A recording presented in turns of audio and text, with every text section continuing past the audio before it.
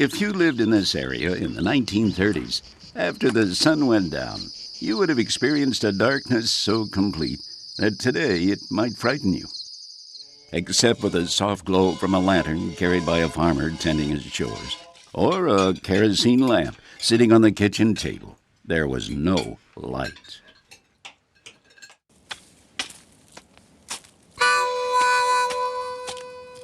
The day began and ended with the rising and setting of the sun. Every chore required backbreaking labor. There was no indoor plumbing.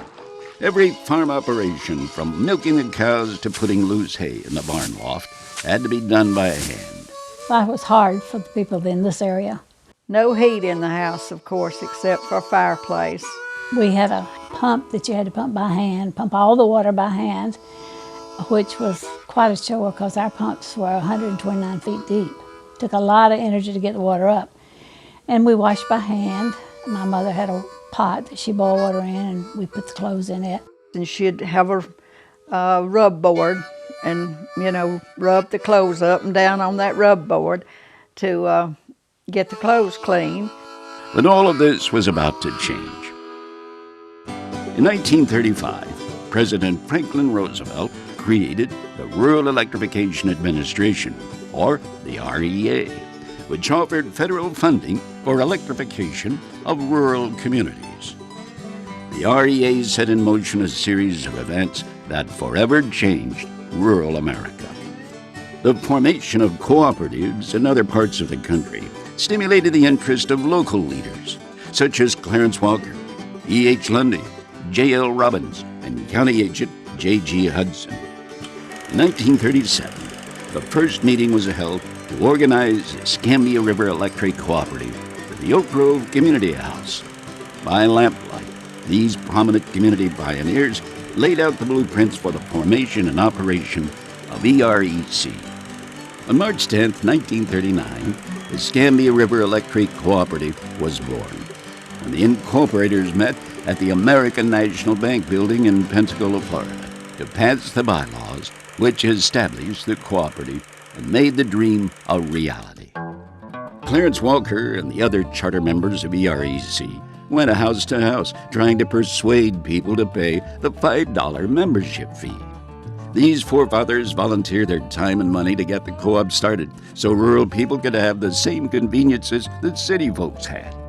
Walker said that people could visualize lights, but they couldn't even imagine the other ways electricity would change their lives. One of the first things we got was a motor for our pump, to pump water. And then my mama got a refrigerator and an electric iron, and she was in hog heaven with the electric iron. Walker's daughter, Wilma Gibson, recalled a man who would go around from house to house with electric appliances on his truck. He would pull up to your house and just start unloading on your front porch. And them telling him, no, I don't want that, I don't want that. He would say, oh, I'm just gonna leave it here for a week or two. We don't have anywhere in the store to keep it.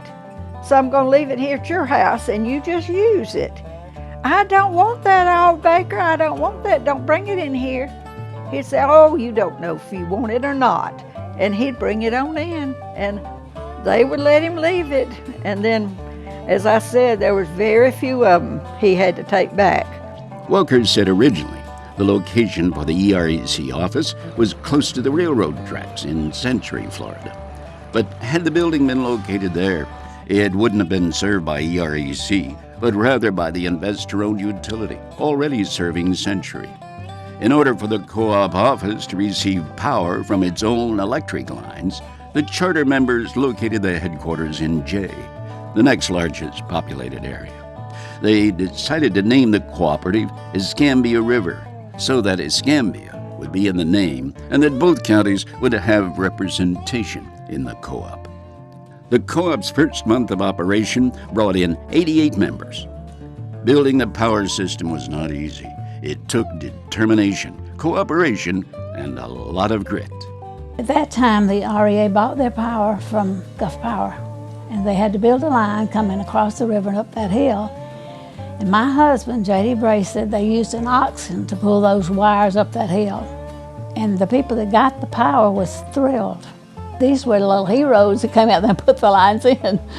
I can't compare that to anything that I've lived through, though. I know we were thrilled with the space, watched it and all that, but this was something you knew you were getting a benefit out of. Since that time, the Cooperative has grown to serve approximately 10,000 members in Escambia and Santa Rosa counties, with over 1,800 miles of energized line. Many of the dirt roads and rural countrysides of the past have now been replaced by busy highways and active communities. Most of the area's residents don't even remember a time before electricity. Today, sophisticated technology, state-of-the-art equipment, and highly trained employees allow the Cooperative to be a leader in member service, reliability, and innovation for the community. We are embracing technology at just a never-ending rate. We're looking at SCADA systems. We're putting in systems now so that we'll know when your electricity is out before you even get a chance to call us.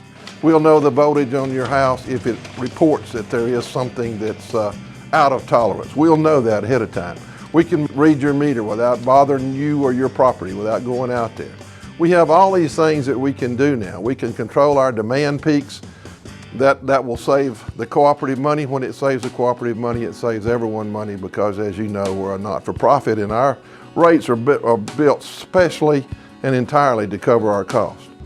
In addition to providing safe, reliable, and affordable power, EREC is also committed to building a stronger community. Our spirit of community is what formed the Cooperative 75 years ago, and it's what will dictate our success in the future. If we have a dinner, I think the whole co-op comes and buys a dinner for us for fundraising, because it's for kids. Whether it's to buy football equipment, whether it's whatever, everybody comes and eats, and I appreciate it. And that's huge. That's more than just running that power line. That's supporting your community.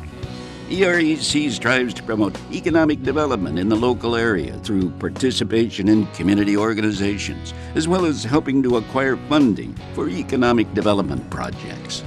EREC contributes to the schools we serve in the areas of technology, educational support and enrichment, and value-added services. Each year, Escambia River sponsors 2 high school juniors for the Washington Rural Electric Youth Tour and offers scholarships to high school seniors. We conduct safety demonstrations, participate in career days, and lend a hand in other ways to help improve the education of our children. Escambia River is truly committed to being an active partner in education, in support of our educational system. When we have a light that goes out in the stadium, we buy the bulbs, EREC comes over and puts them in. Whereas in Pensacola, $1,000 to get a serviceman out. So, those kind of things are huge when you come to, not just for saving the money, but just the partner in education, because it shows that you're not just about monetary, you're there to serve your community. And that just speaks volumes. Volumes. How many businesses could you find? A few, but not many. That would go that far. Today, the Cooperative has reached our 75th anniversary, and availability of reliable electricity is still as critical to community development as it was in 1939. We continue to have challenges that require us to be like those rural electric pioneers who rallied behind their electric cooperatives when called to do so. Cooperatives have come together to stand our ground before Congress, the Environmental Protection Agency, and anyone else who threatens the price you pay for electricity through grassroots programs such as Action.coop. We're committed to protecting the member at the end of the line. Today, we should ask ourselves, do we have the strength and courage to do what those pioneers did in 1939? Could any of us here today turn darkness into light by wiring the countryside, even in the face of cynics who said the job couldn't be done? For those of you who remember what it was like to live without electricity, please share your story with your children and grandchildren. Don't let this great American success story be forgotten. Though times and technology change throughout the years, EREC's commitment to you, its member owners, will never change.